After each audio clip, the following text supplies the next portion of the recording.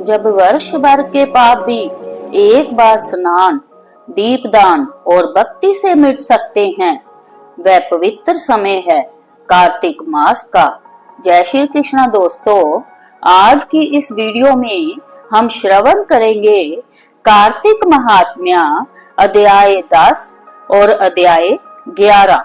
चलिए शुरू करते हैं अध्याय 10। बोलिए श्री विष्णु भगवान की जय। इतनी कथा सुनने के बाद महाराज पृथु ने देव ऋषि जी से विनती की, हे महामुनि, आपने कार्तिक मास में विष्णु भगवान की पूजा का महात्म्य सुनाया। इस मास में यदि अन्य किसी देवता का पूजन जहाँ व्रत होता हो तो वह भी कहिए। तब नारद जी बोले, हे राजन, आश्विन शुक्ला पूर्णिमा को ब्रह्मा जी का व्रत, कार्तिक कृष्णा चतुर्थी को गणेश जी तथा अष्टमी व अमावस्या को लक्ष्मी जी का व्रत किया जाता है। जो कुंवारी कन्याएं कार्तिक मास में चतुर्थी को गणेश जी का करक चतुर्थी व्रत करती हैं, उन्हें सुयोग्य वर मिलता है। यदि विवाहित स्त्री इस व्रत को करे तो उसका सुहाग अटल रहता है। प्रातः काल स्नान आदि से निवृत्त हो चंदन आदि से श्री गणेश जी का पूजन करें, फिर सायंकाल गणेश जी का पूजन करके चंद्रमा का उदय होने पर उसको अर्घ देवी। इसके बाद उत्सव मनाते हुए भोजन करे। सधवा स्त्रियों को अपने सुहाग की रक्षा के लिए यह व्रत अवश्य करना चाहिए।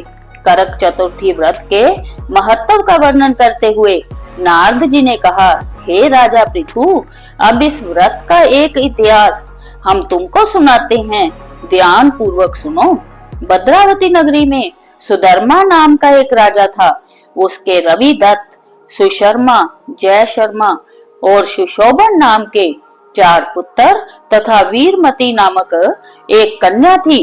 सुधर्मा ने अपनी कन्या का विवाह देवव्रत के साथ किया था। वे दोनों प्रेम पूर्वक रहने लगे। एक दिन अचानक घर पर सांप द्वारा काटे जाने से देवव्रत की मृत्यु हो गई। यह देख वीरमती जोर जोर से रोने चिल्लाने लगी।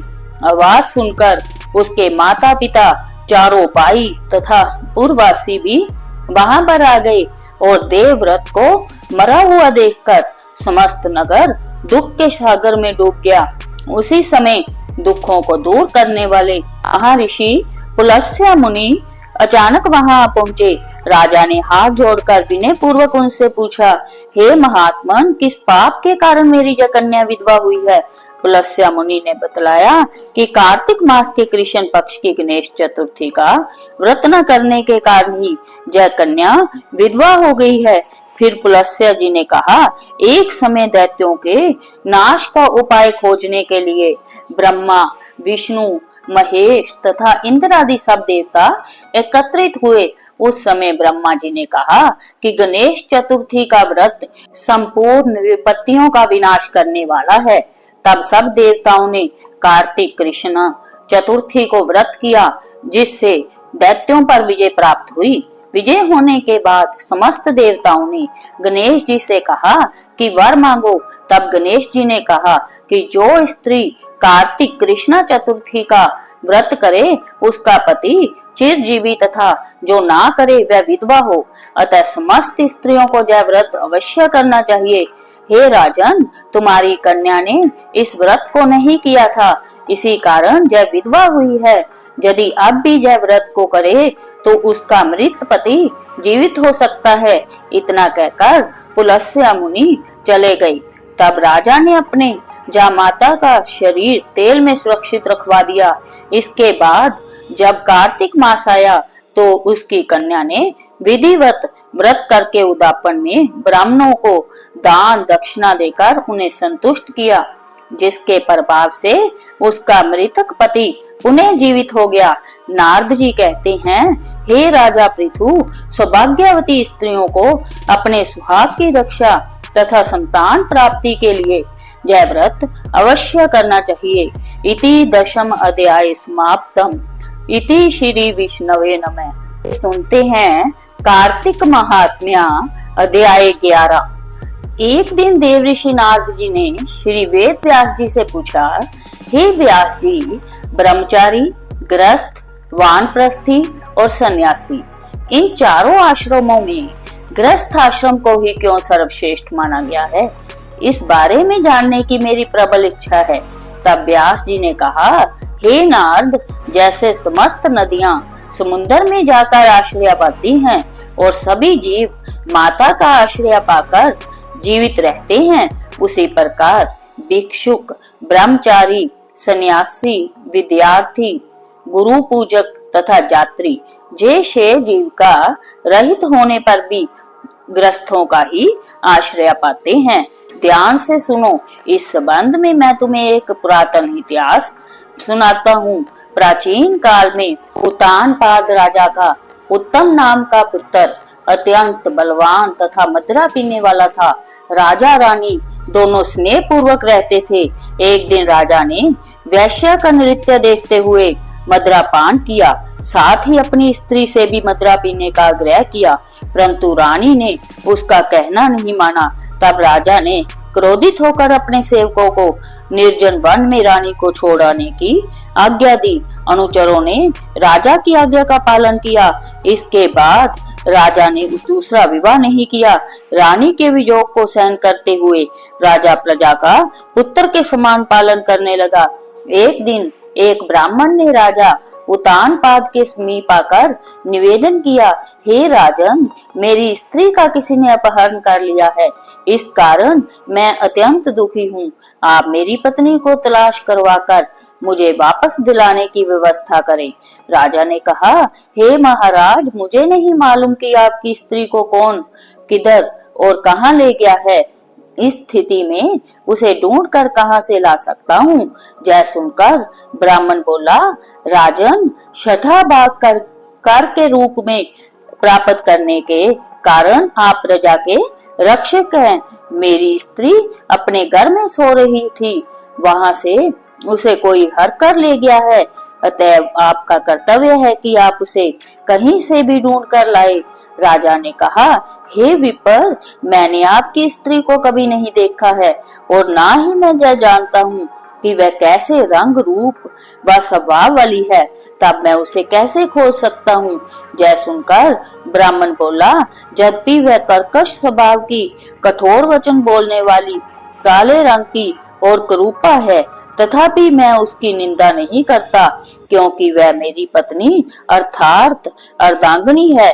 जय सुनकर राजा ने कहा, जब तुम्हारी स्त्री ऐसी कुरूपा और क्रूर स्वभाव की है, तब तुम उसे प्राप्त करके क्या करोगे? उसके स्थान पर मैं तुम्हें अत्यंत सुंदर शील स्वभाव की अन्य स्त्री दे सकता हूँ। ब्राह्मण ने कहा, राजन, मेरी पत्नी मेरे धर्म कर्म की अर्धांगिनी है, अतः उसकी रक्षा करना मेरा परम धर्म है। जो पुरुष अपनी स्त्री की सुरक्षा नहीं करता, उसके वर्ण संकर संतान उत्पन्न होती है और उसके पितर नरकवासी होते हैं। वैश्यागामी पुरुष का कल्याण कभी नहीं हो सकता और जो मनुष्य ऋतु काल के बाद अपनी पत्नी से सहवास नहीं करता, उसके पितर 1 मास तक उसके रुधिर में तैरते हैं। ब्राह्मण के ऐसे वचन सुनकर राजा अपने अस्त्र शस्त्र लेकर और रथ पर सवार होकर उस स्त्री को खोजने चल दिया। कुछ दूर जाकर उसने एक आश्रम देखा जिसमें एक महान तपस्वी कुशा के आसन पर विराजमान थे। राजा को आश्रम में आया देखकर भी ऋषि ने उसका कोई आदर सत्कार नहीं किया। ऋषि कहने लगे, मैं जानता हूँ कि तुम राजा उतानपाद के पुत्र हो, मगर जहाँ किस कारण आए हो? राजा ने कहा, हे मुनि, एक ब्राह्मण के घर से कोई उसकी स्त्री को हर कर ले गया है। मैं उसी की खोज में इधर आया हूँ, मगर ना तो आपने मुझे अर्घ दिया और ना ही किसी प्रकार आदर सत्कार किया। इसका क्या कारण है? ऋषि ने उत्तर दिया, हे राजन, तुम अर्घ योग्य होते हुए भी इस समय उसके पात्र नहीं हो, क्योंकि तुमने अपनी निरपराध स्त्री का वन में त्याग किया है। जहाँ स्त्री का यह धर्म है कि वह तन मन से पति की सेवा करे तथा उसकी आज्ञाकारी रहे, वहीं पति का भी यह धर्म है कि वह अपनी पत्नी का यथोचित सम्मान करे। जिस घर में स्त्रियों का मान होता है वहां पर देवताओं का वास होता है। इसके विपरीत जहां स्त्रियों का निरादर होता है वहां सुख शांति कभी रह ही नहीं सकती। इतना सुनकर राजा अत्यंत लज्जित होकर पूछने लगा, भगवान, आप भूत, भविष्य और वर्तमान तीनों कालों को जानने वाले हैं, अतएव कृपा करके बताइए कि ब्राह्मण की स्त्री को हरकर कौन, क्यों और कहाँ ले गया है। तब ऋषि ने ध्यान धरकर कहा, राजन, अदिति का पुत्र वलाक नामक राक्षस उस ब्राह्मणी को हरकर उत्पलाव्रत वन में ले गया है। तुम उसको ढूंढकर ब्राह्मण का संजोग कराओ। यह सुनकर राजा मुनि को प्रणाम करके अपने रथ पर सवार होकर उत्पलाव्रत वन में जा पहुंचा। वहां जाकर राजा ने देखा एक स्त्री विलप फल खा रही है।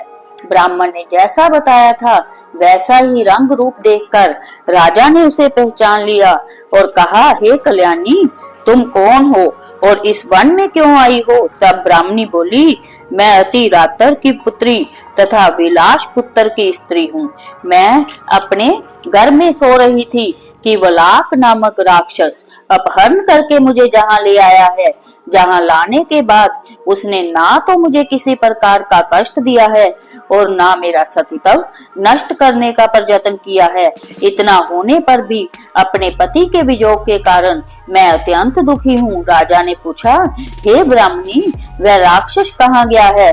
तब ब्राह्मणी ने बताया कि वह इस वन के अमुक स्थान पर गया है। जब राजा ब्राह्मणी द्वारा बताए स्थान पर पहुंचा तो राक्षस देखते ही राजा के चरणों में गिरकर बोला, राजन, मेरे लिए क्या आज्ञा है। तब राजा ने कहा, अरे निशाचर, तू ब्राह्मणी को हर कर क्यों लाया है।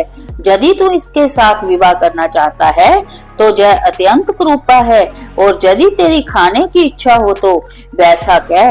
तब राक्षस कहने लगा, राजन, मेरे घर में अनेक रूपवती अप्सराएं हैं। उनके अतिरिक्त मैंने कभी किसी स्त्री से भोग की इच्छा नहीं की और ना मैं मांस भक्षण करता हूँ। मैं तो पूर्व जन्म के पापों का प्रायश्चित कर रहा हूँ। इस ब्राह्मणी का पति राक्षसों को मारने का मंत्र जानता है। जब हम यज्ञ का अन्न ग्रहण करने के लिए जाते हैं तो वह हमको भगा देता है, क्योंकि यज्ञों का आचार्य वही बनता था। इसी कारण उस ब्राह्मण को दुखी करने के लिए मैं उसकी स्त्री को हर लाया हूँ। शास्त्रों के नियम अनुसार स्त्री के बिना पुरुष को धार्मिक कर्म करने का अधिकार नहीं है, अतः अब वह यज्ञों में आचार्य नहीं बनता। राक्षस के ये वचन सुनकर राजा ने विचार किया कि यह भी परोक्ष रूप से मेरी ही निंदा कर रहा है। मुनि ने भी स्त्री का त्याग करने के कारण मुझे अर्घ योग्य नहीं माना है।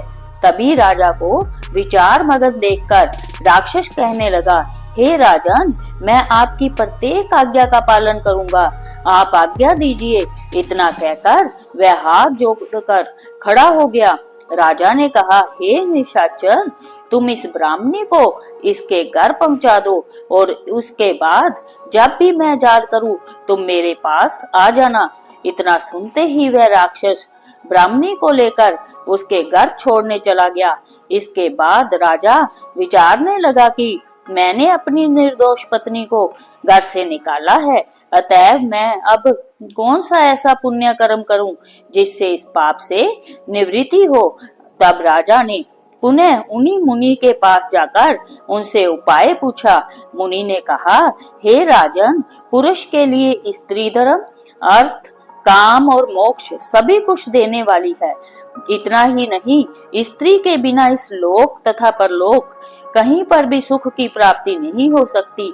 स्त्री चाहे कैसी ही कुरूपा, मूर्ख, रोगी, दरिद्री या खोटे स्वभाव वाली क्यों ना हो, पुरुष को उसका सम्मान करना ही चाहिए।